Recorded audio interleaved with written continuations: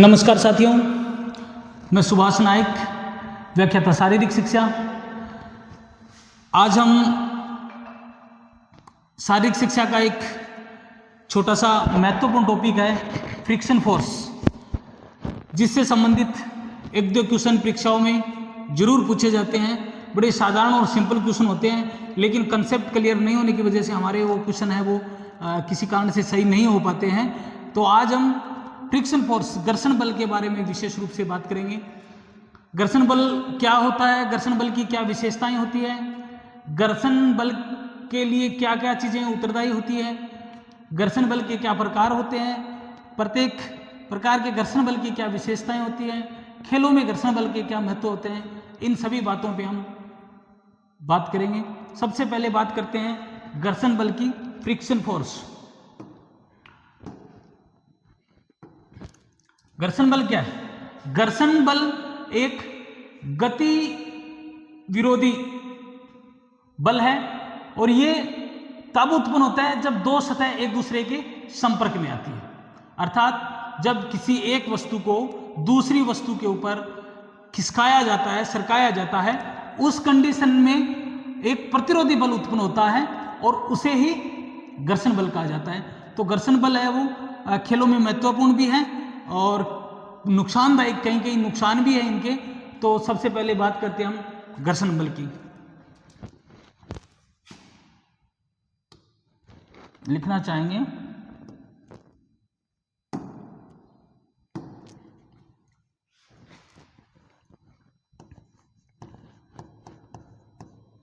घर्षण बल। घर्षण बल में लिखेंगे घर्षण बल एक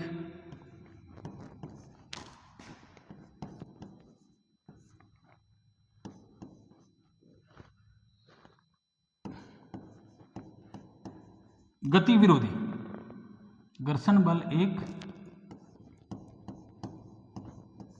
गति विरोधी बल है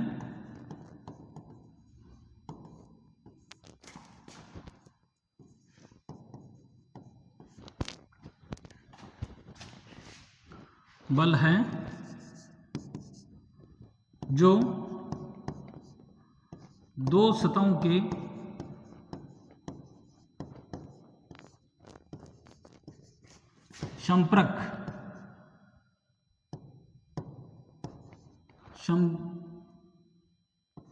संपर्क से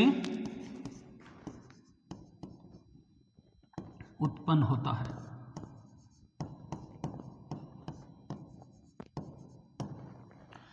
घर्षण एक गति विरोधी, अर्थात घर्षण बल जहां लगेगा वहां गति में क्या आएगी? रुकावट आएगी। अर्थात घर्षण बल है वो गति का क्या करेगा? विरोध करेगा। ठीक है।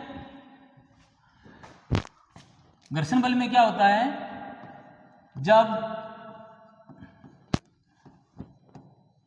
एक वस्तु को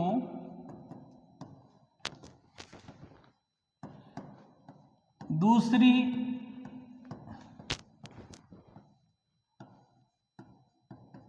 वस्तु की सतह पर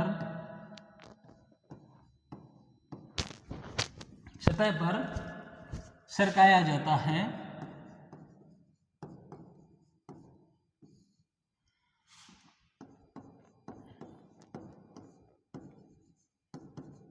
है तब दोनों के बीच में, दोनों सतहों के बीच में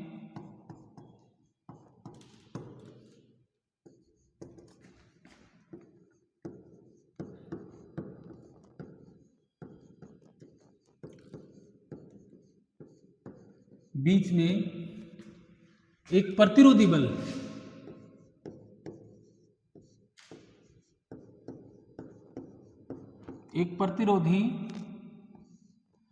उत्पन्न होता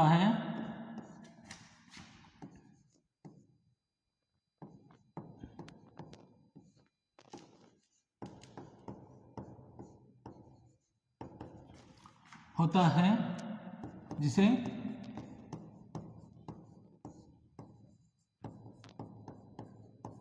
घर्षण, जिसे घर्षण बल कहा जाता है।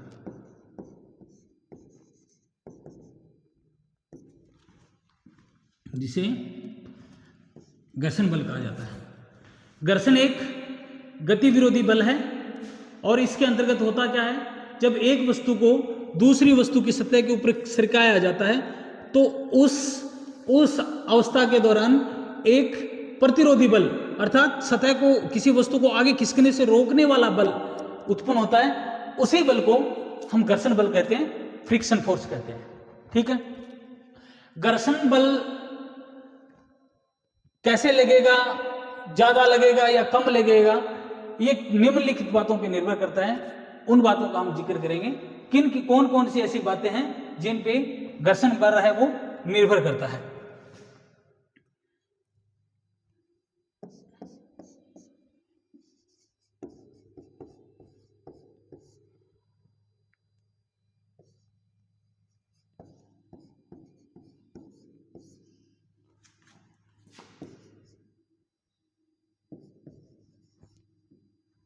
घर्षण बल को निर्धारित करने वाली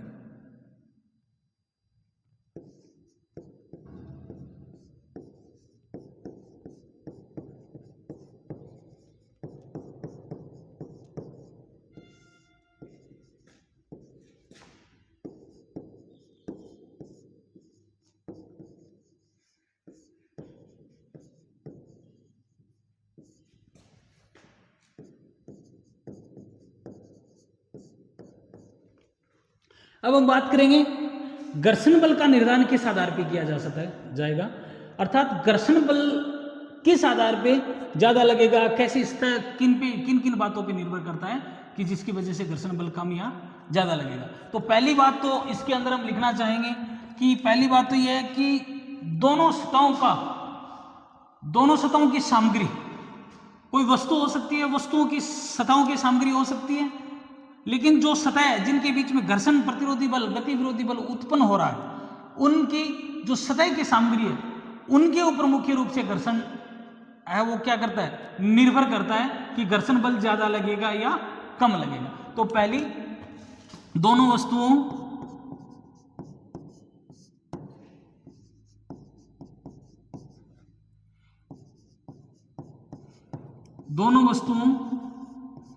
की सतह की सामग्री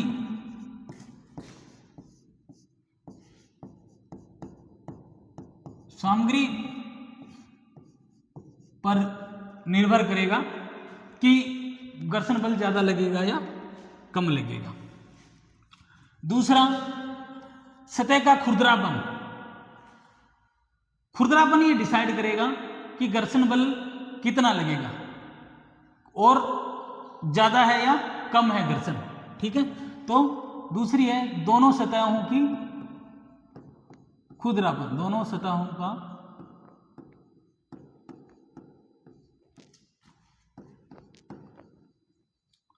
खुरदरापन, दोनों सतहों का खुरदरापन। तीसरा, दोनों वस्तुएं एक दूसरे के ऊपर जो बल लगा रही है वो भी ये डिसाइड करेगा कि घर्षण बल ज्यादा लगेगा या कम लगेगा। तो दोनों सतहों पर लगने वाला बल, दोनों सतहों द्वारा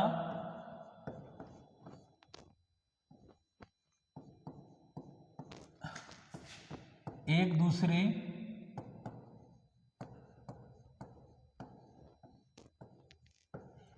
पर लगने वाला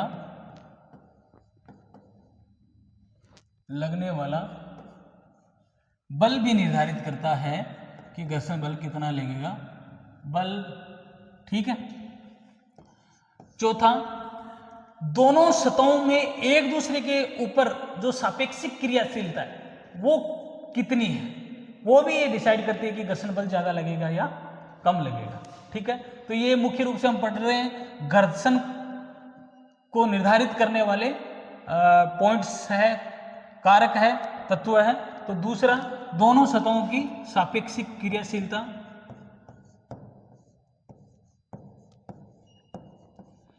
दोनों सतहों की एक दूसरे से सापेक्षिक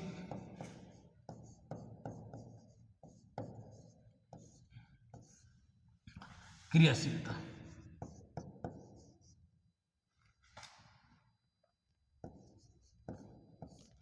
क्रियाशीलता अर्थात ये तत्व निर्धारित करेंगे कि घर्षण बल किस मात्रा में लगेगा। हमने देखा घर्षण बल एक गति विरोधी फोर्स है, बल है, जो उस समय उत्पन्न होता है जब दो सतहों का आपस में संपर्क होता है। अर्थात किसी एक वस्तु को दूसरी वस्तु की सतह के ऊपर आगे सरकाया जाता है, आगे बढ़ाया जाता है, तो उस कंडीशन में एक प्रतिरोधी बल उत्पन्न होता है जो घर्षण बल कहलाता है। अब हम देखेंगे घर्षण बल के प्रकार। मुख्य रूप से घर्षण बल कितने प्रकार का होता है, ठीक है।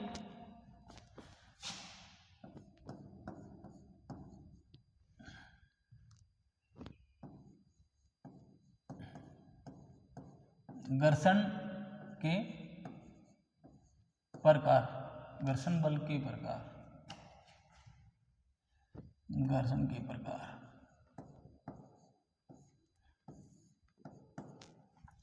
घर्षण बल के मुख्य रूप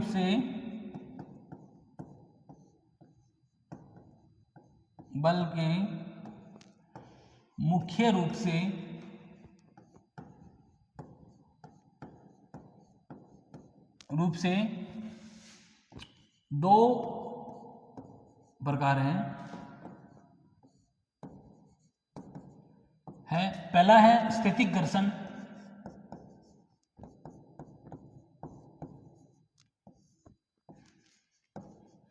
घर्षण बल,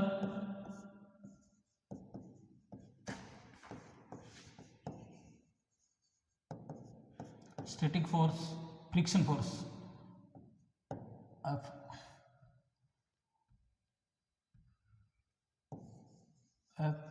FRICTI, फ्रिक्शन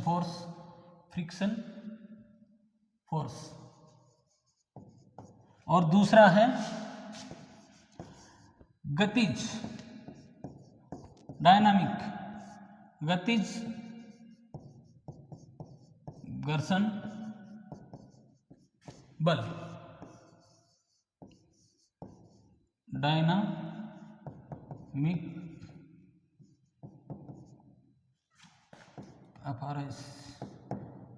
फ्रिक्शन फोर्स। ये दो प्रकार हैं घर्षण बल के, स्थैतिक घर्षण और डायनामिक फ्रिक्शन फोर्स। सबसे पहले हम बात करेंगे स्थैतिक घर्षण की, स्टैटिक फ्रिक्शन फोर्स की। नंबर 1, स्थैतिक घर्षण बल।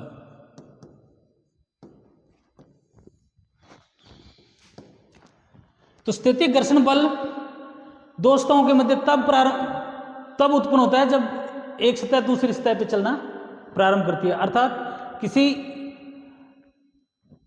वस्तु के एक सतह से किसी वस्तु के दूसरी सतह पे चलने से पूर्व, गति प्रारंभ करने से पूर्व जो बल लगता है, जो बल महसूस किया जाता है, उसे स्थैतिक घर्षण बल कहा जाता है। स्थैतिक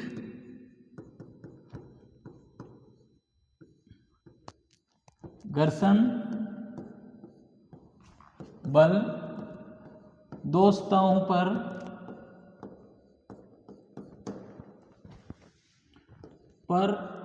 तब उत्पन्न होता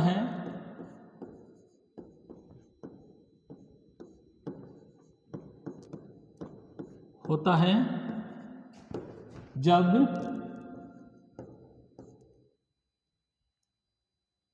वस्तु दूसरी सतह पे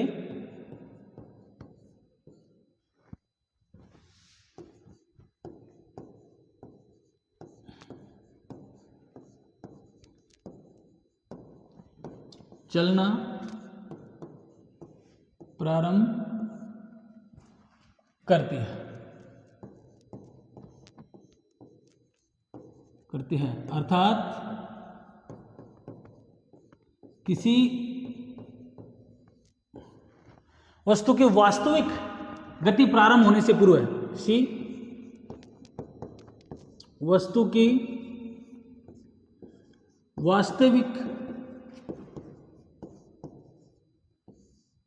गति प्रारंभ होने से पूर्व है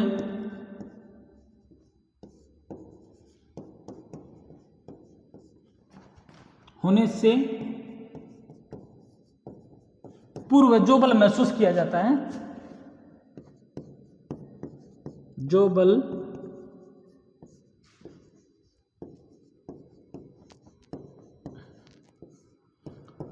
महसूस किया जाता है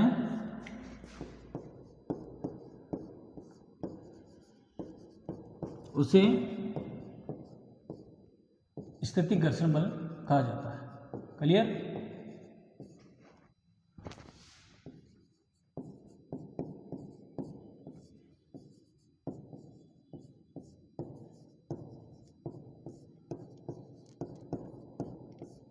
कहा जाता है।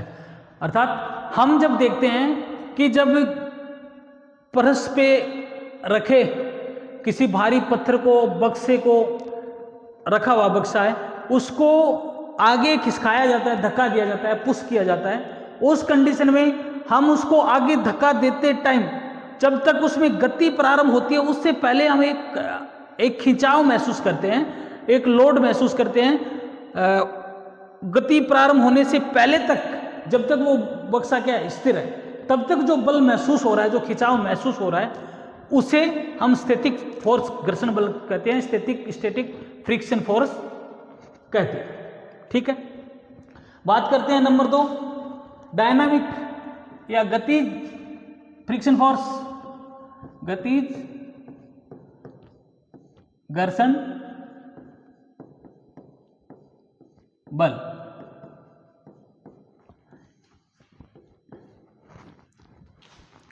गतिज घर्षण बल क्या होता है? गतिज घर्षण बल तब उत्पन्न होता है जब वस्तु किसी सतह पे गतिमान होती है, अर्थात किसी वस्तु की गति के दौरान जो बल महसूस होता है उसे गतिज फ्रिक्शन फोर्स कहा जाता है या डायनामिक फ्रिक्शन फोर्स कहा जाता है। ठीक है, गतिज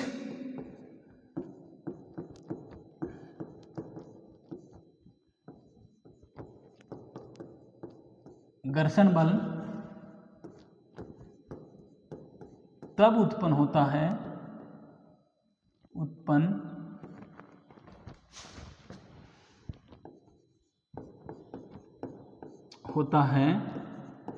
जब दोनों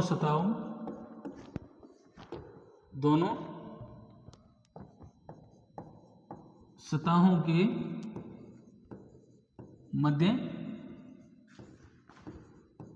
गति होती है या दोनों सतह गतिमान होती है, अर्थात गतिमान अवस्था के दौरान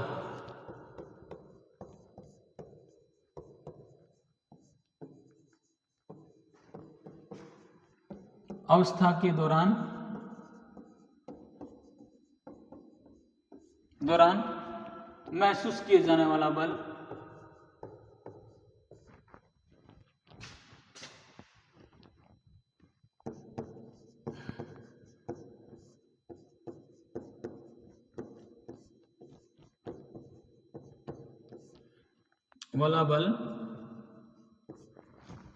गतिज घर्षण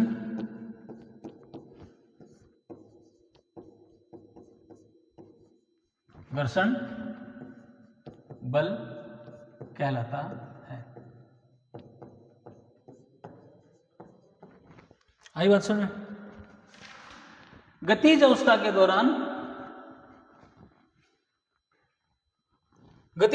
दौरान जब दोनों सतहों के मध्य जो बल महसूस किया जाता है, जो बल उत्पन्न होता है, उसे गतिज घर्षण कहा जाता है।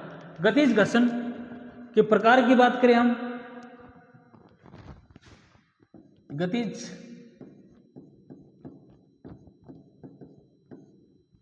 घर्षण के प्रकार,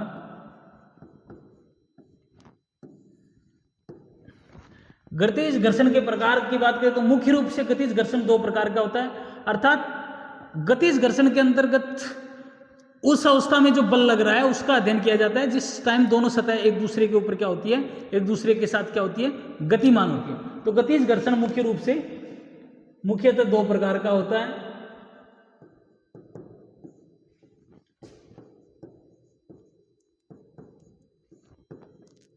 मुख्यतः दो प्रकार का होता है। पहला होता है स्लाइडिंग फ्रिक्शन फोर्स, जिनको हिंदी में सर्पी घर्षण बल,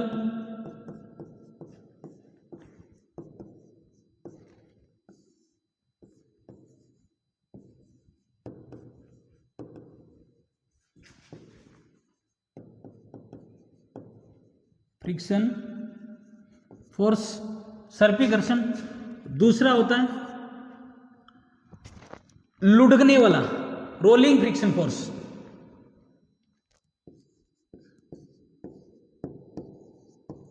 लुढ़कने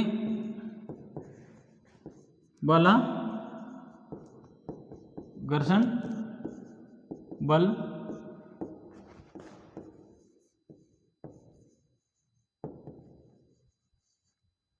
रोलिंग फ्रिक्शन और फोर्स। दूसरा होता है रोलिंग फ्रिक्शन फोर्स। ठीक है, सबसे पहले बात करेंगे हम सर्पी फ्रिक्शन फोर्स की, स्लाइडिंग फोर्स की। स्लाइडिंग फोर्स में क्या होता है,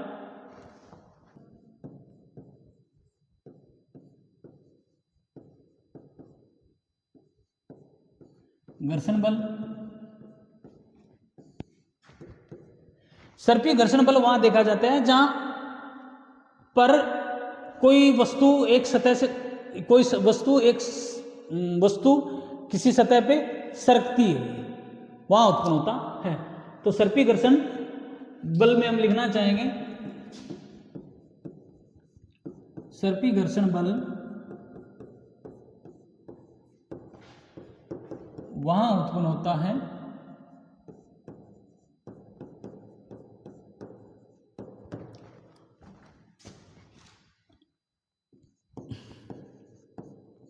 जहां एक वस्तु को सतह पर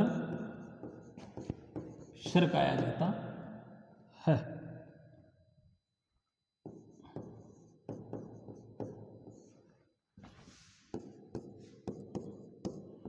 सरकाया जाता है।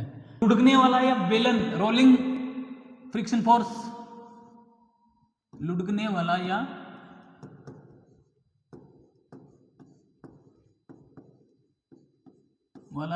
बेलन फ्रिक्शन फोर्स, बेलन घर्षण बल। इसके अंतर्गत क्या होता है, लुढ़कने वाला या बेलन फ्रिक्शन फोर्स वहां उत्पन्न होता है जहां वस्तु किसी वस्तु दूसरी सतह के ऊपर क्या करती है, रोल करती है, लुढ़कती है। ठीक है, तो बेलन फ्रिक्शन फोर्स या घर्षण बल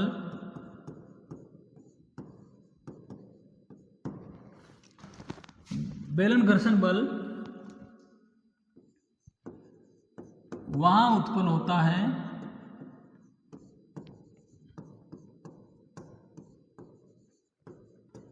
जहां एक वस्तु किसी सतह पर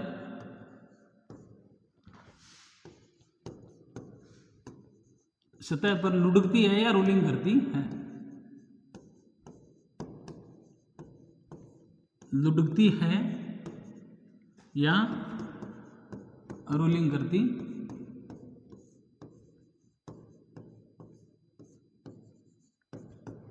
ठीक है। उदाहरण के रूप में देखें तो गाड़ी या मोटर के पहिए का घूमना, गाड़ी या मोटर के पहिए का लुढ़कना, ठीक है। तो ये थे गतिज घर्षण या डायनामिक फ्रिक्शन फोर्स के टाइप्स, प्रकार जो हमने देखे। मुख्य रूप से दो प्रकार थे। पहला था सर्पी स्लाइडिंग फ्रिक्शन फोर्स और दूसरा था रोलिंग फ्रिक्शन फोर्स। अब हम बात करेंगे खेलों में फ्रिक्शन फोर्स का महत्व क्या होता है और लाभ क्या होता है और हानियां क्या होती है, ठीक है। तो हेडिंग है खेल कूद में घर्षण बल के लाभ। खेल कूद में घर्षण बल के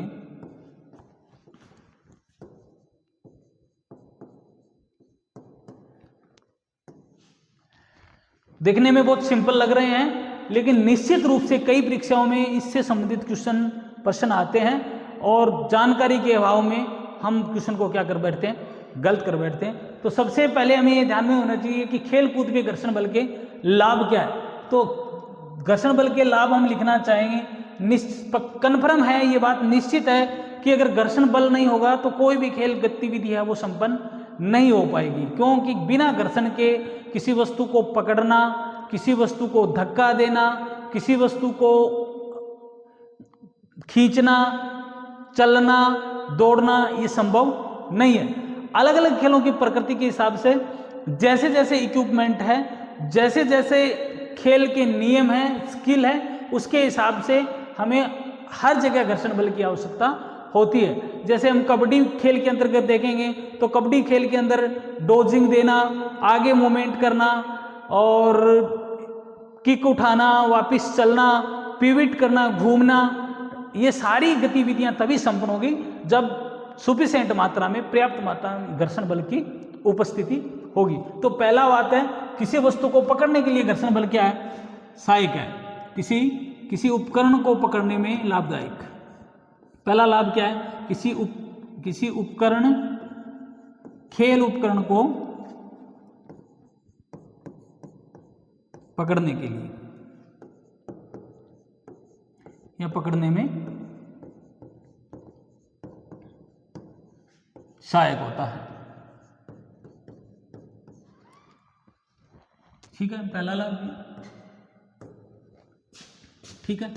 दूसरा, गति करने के लिए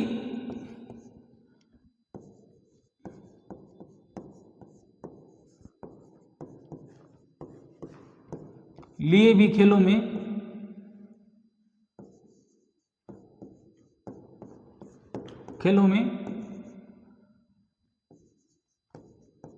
घर्षण की आवश्यकता होती है।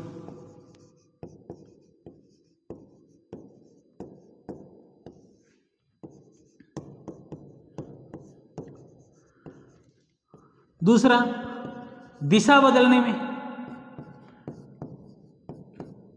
खेल के दौरान परिस्थिति के अनुसार प्रतिद्वंदी खिलाड़ी को चकमा देने के लिए दिशा बदली जाती है। तो दिशा बदलने में भी घर्षण बल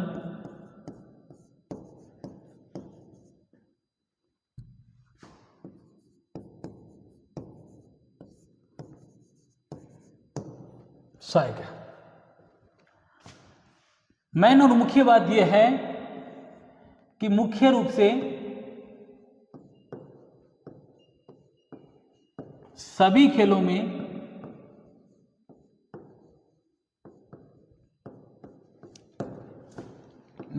उसकी प्रकृति,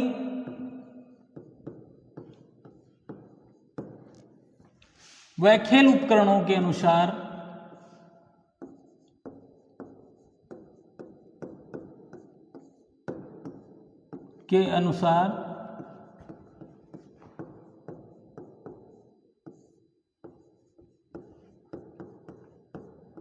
घर्षण बल की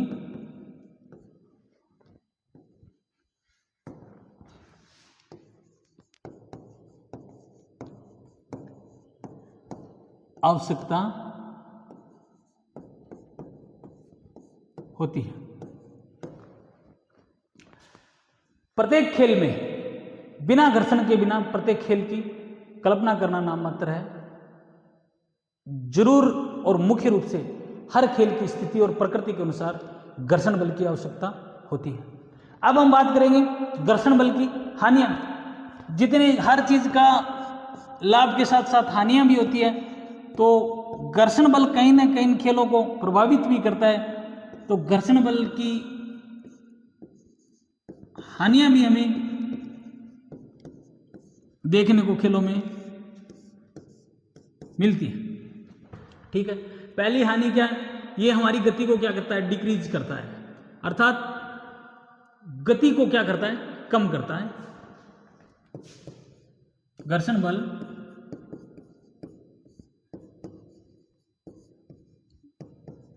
खिलाड़ी की गति को घटाता है।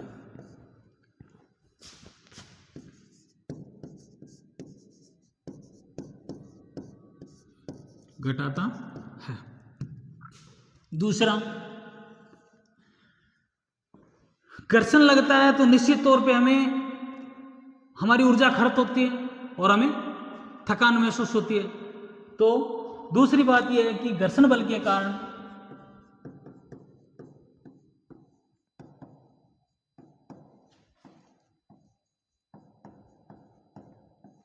खिलाड़ी जल्दी थकता है।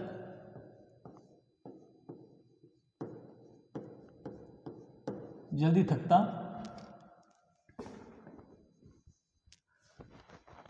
तीसरी और महत्वपूर्ण बात यह है कि घर्षण बल के कारण ही जो इक्विपमेंट उपकरण हम खेलों के दौरान काम में लेते हैं, वो इक्विपमेंट है, उपकरण है, वो क्या होते हैं? जल्दी टूट जाते हैं, जल्दी उनके अंदर क्या होते हैं? वो क्षतिग्रस्त हो जाते हैं। तो घर्षण बल के कारण खिलाड़ी के जूते हैं, कीले हैं, स्पाइक्स हैं, उसके स्पाइक्स घिस जाते हैं, जूतों के तले घस जाते हैं, बॉल है वो फ्रिक्शन के कारण घस जाती है। तो इस प्रकार उपकरण है वो जल्दी क्या हो जाते हैं? खत्म हो जाते हैं। उपकरणों का जल्दी नुकसान होता है। घर्षण बल के कारण ही खेल उपकरण जल्दी क्षतिग्रस्त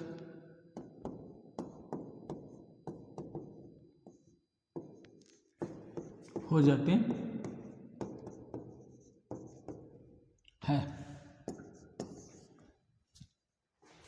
क्षतिग्रस्त हो जाते हैं। नंबर 4 हम बात करें तो घर्षण बल के कारण ही जो समय है वो किसी गतिविधि को संपन्न करने में ज्यादा लगता है। घर्षण बल हमें रोकता है, गति के साथ साथ हमारे समय को भी क्या करता है? बढ़ाता है। क्योंकि घर्षण नहीं होगा तो हम किसी समय पे किसी पॉइंट पे हम जल्दी पहुंच पाएंगे। तो निश्चित रूप से हमारे समय को भी, गतिविधि समय को भी बढ़ाता है घर्षण बल।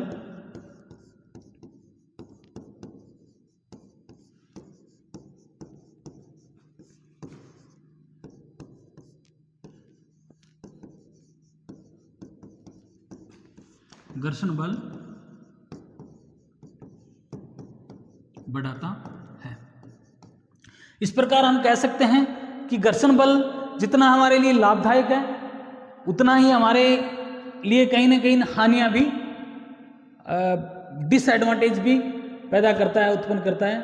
तो आज का हमारा टॉपिक फ्रिक्शन फोर्स का एक छोटा सा टॉपिक, ज़्यादा बड़ा टॉपिक नहीं था, सिंपल और साधारण टॉपिक था, लेकिन इसके क्वेश्चन हमें हर एग्जाम में देखने को मिलते हैं। तो बहुत ही संक्षिप्त रूप से आज के इस कंसेप्ट को हमने पढ़ा, देखा, और आज की क्लास हमारी यहीं समाप्त होती है। सभी को नमस्कार, जय हिंद, जय भारत, थैंक यू।